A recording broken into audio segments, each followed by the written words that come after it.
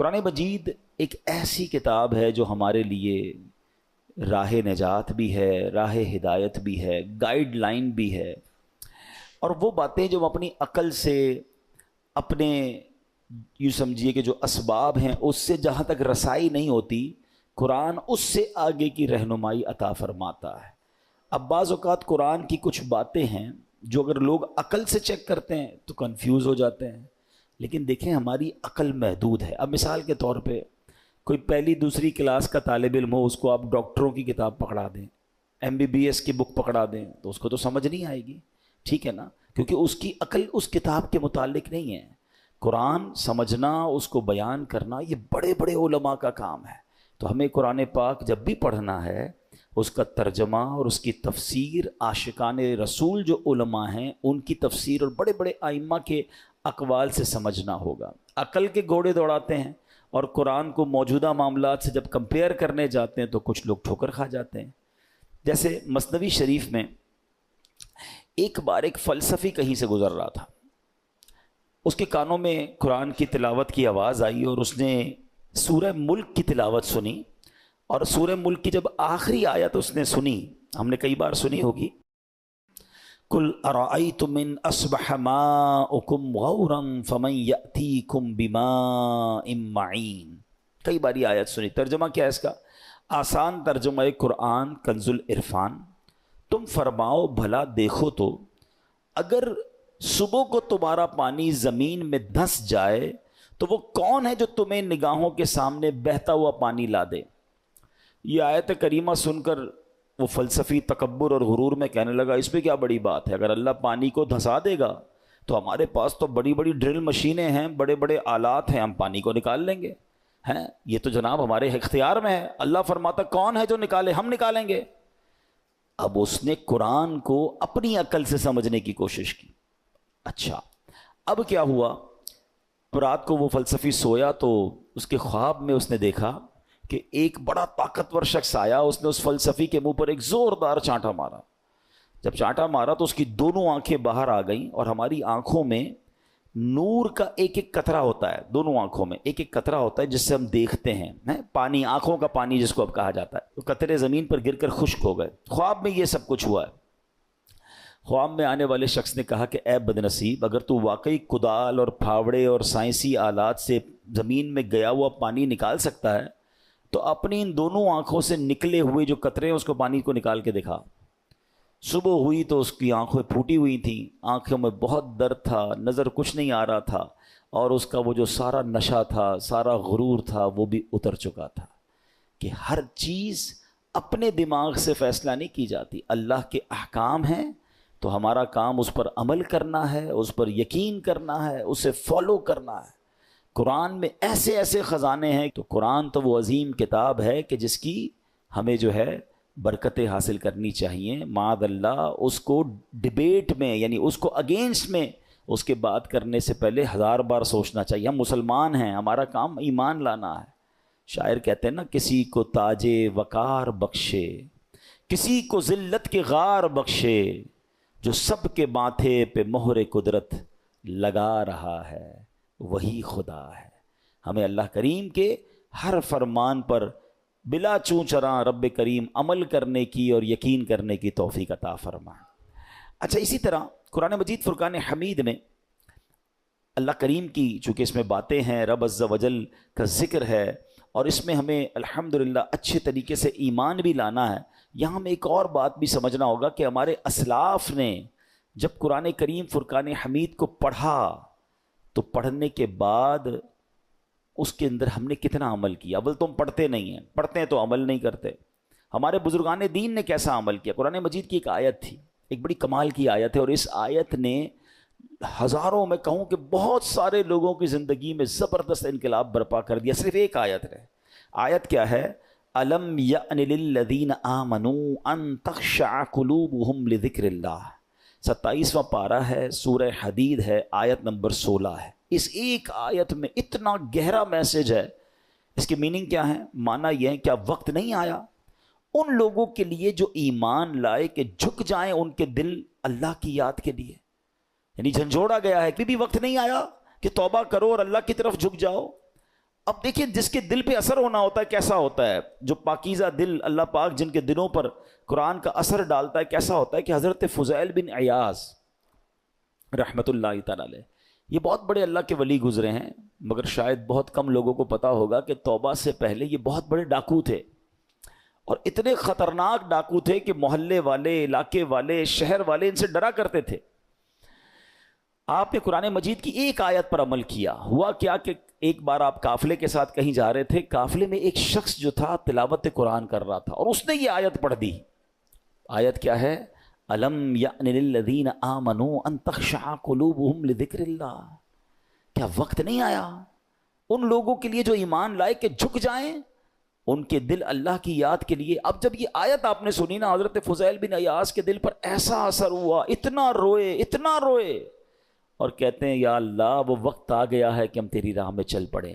آپ رحمت اللہ تعالی علیہ زاروں کے تار رونے لگے، اس کے تقاضے پورے کیے، لوگوں کا لوٹا ہوا مال واپس کیا، اور اپنے سارے جو ڈاکوؤں کا گروپ تھا کہہ دیا کہ میں نے توبہ کر لی ہے، اب میں اللہ کی نافرمانی نہیں کروں گا۔ ڈاکوؤں کے قافلے والوں نے کہا کہ سردار اب ڈکیتی میں بھی ہمارے سردار تھے، اب توبہ کر لی تو اس میں بھی آپ ہمارے سردار ہیں۔ پورے قافلے نے توبہ کی، اللہ کی یاد میں لگ گئے، علم دین سیکھا، عبادت و ریاضت میں مصروف ہوئے۔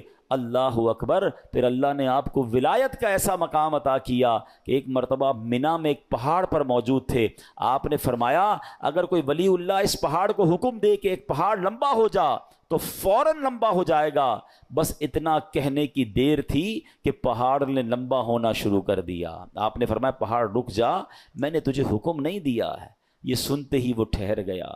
تو اللہ والے جو ہوتے ہیں، اب یہاں جو اصل ہمیں بات سیکھنی ہے کہ توبہ کرنے سے اللہ کیسا مرتبہ عطا فرماتا ہے۔ ڈاکو ہو اللہ اسے اپنا ولی بنا لیتا ہے، بس سچے دل سے توبہ کرنا ہے اور قرآن کے نور کو دل میں داخل کرنا ہے۔ ایسی بہت ساری قرآن میں آیتیں ہیں، اگر بندہ دل سے پڑھے تو وہ ڈائریکٹ دل پر اثر کرتی ہیں، امپیکٹ کریٹ کرتی ہیں۔ آپ قرآن کا امپیکٹ دیکھیں نا، کبھی کبھی ایسا ہوتا ہے کہ بہت اچھا قاری تلاوت کرنے والا ہو یا امام صاحب بڑی اچھی تلاوت کر رہے ہوں، ہمیں سمجھ نہیں آتا مگر آنکھوں سے آنسو جاری ہو جاتے ہیں، دل پر ایک کیفیت طاری ہو جاتی ہے، کیسے؟ بات تو سمجھ نہیں آ رہی ہے۔ یہ وہ قرآن کا نور ہے، یہ وہ قرآن کی برکت ہے جو آپ اپنے دل میں محسوس کرتے ہیں۔ اللہ کرے کہ میں اور آپ سمجھ کر قرآن پڑھنے والے بنیں اور قرآن کی برکتیں حاصل کریں۔ صحابہ کرام کس طرح عمل کرتے تھے؟ قرآن کی آیت پڑھتے تھے اور نیکی پر عمل کر لیتے تھے۔ بخاری شریف کی ایک حدیث ہے، حضرت ابو طلحہ انصاری رضی اللہ تعالیٰ عنہ بڑے مالدار صحابی تھے، انہیں اپنے مال میں بے روحا، یہ بڑا پیارا ایک آپ کا کنواں تھا، باغ بھی تھا، وہ باغ بڑا پسند تھا آپ کو، تو بے روحا نامی باغ انہیں بڑا پسند تھا۔ تو قرآن کی آیت نازل ہوئی، لن تنالوا البر حتى تنفقوا مما تحبون، یہ چوتھے پارے کی پہلی آیت ہے۔ اب دیکھیں اس ایک آیت میں میسج کتنا ہے، 6600 سے زیادہ آیتوں میں کیا کیا خزانے ہوں گے۔ میں نے آپ کو ابھی ایک آیت سنائی جس نے حضرت فضیل بن عیاض کو بدل دیا، ابھی ایک آیت سنائیے چوتھے پارے کی پہلی آیت۔ ترجمہ کیا ہے اس کا؟ تم ہرگز بھلائی کو نہیں پا سکو گے جب تک راہ خدا میں اپنی پیاری چیز خرچ نہ کرو۔ کیا شاندار میسج ہے، اگر بھلائی چاہیے تو اللہ کی راہ میں بیسٹ خرچ کرنا ہے، گھٹیا نہیں۔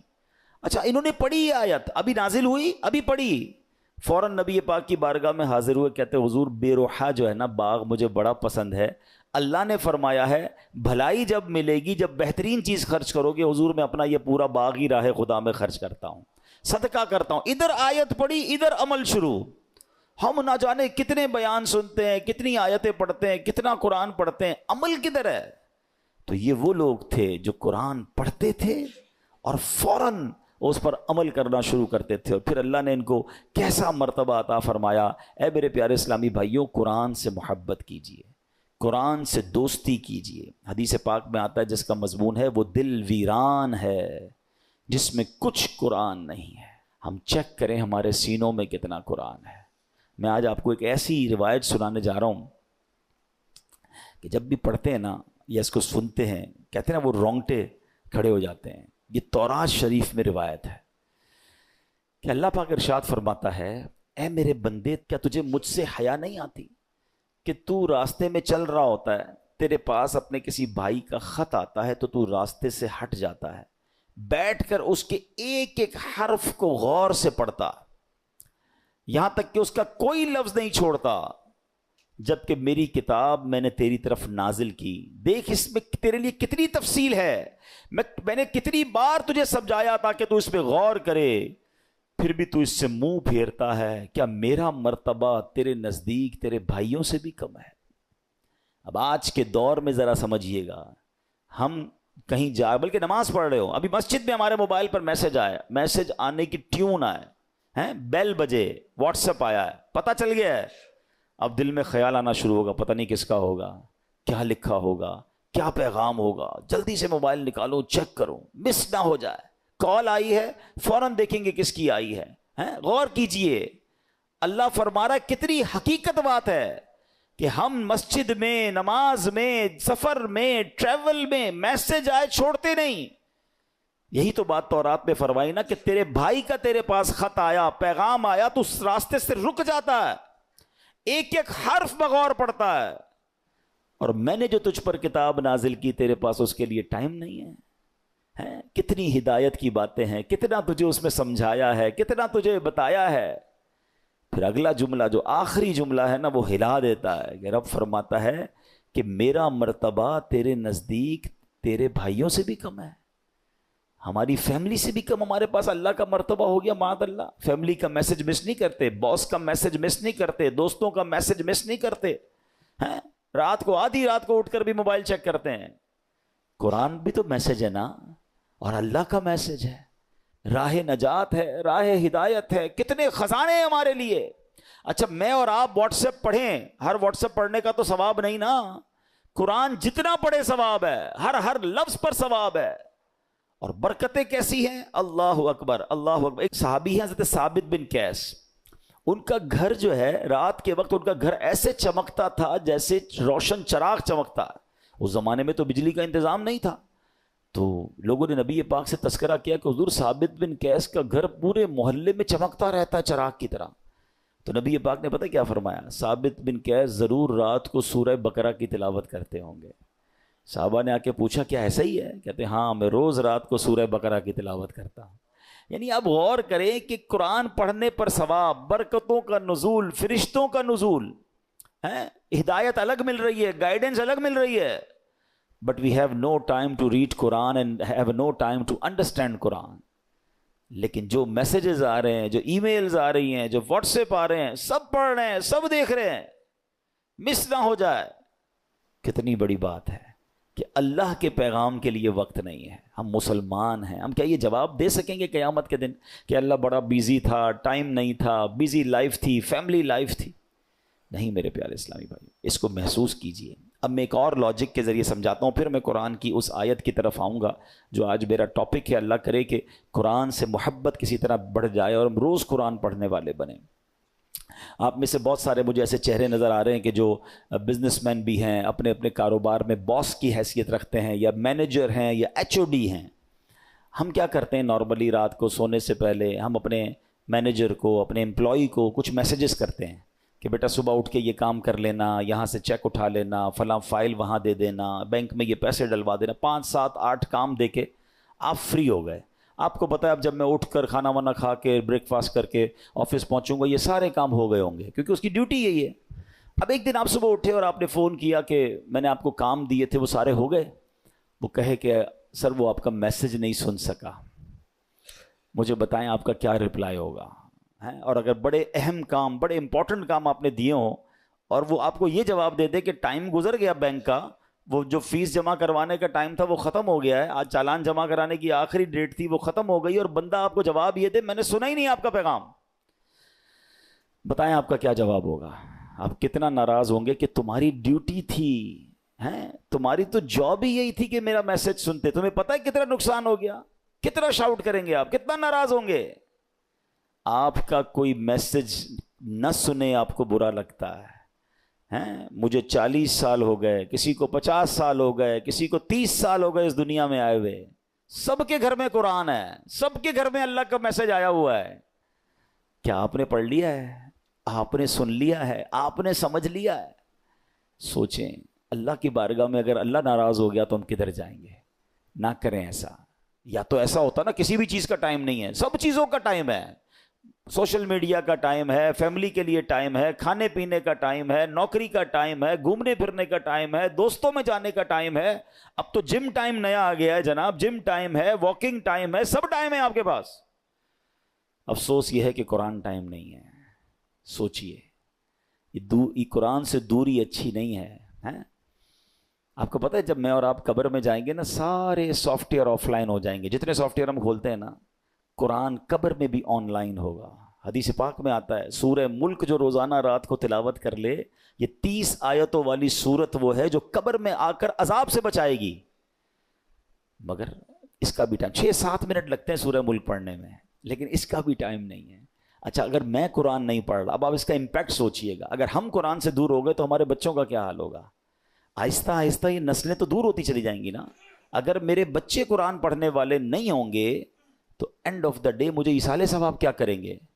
کیا سوشل میڈیا کھول کر ایصال ثواب کریں گے، یا قرآن پڑھ کر میری قبر پر آ کر فاتحہ پڑھیں گے ایصال ثواب کریں گے؟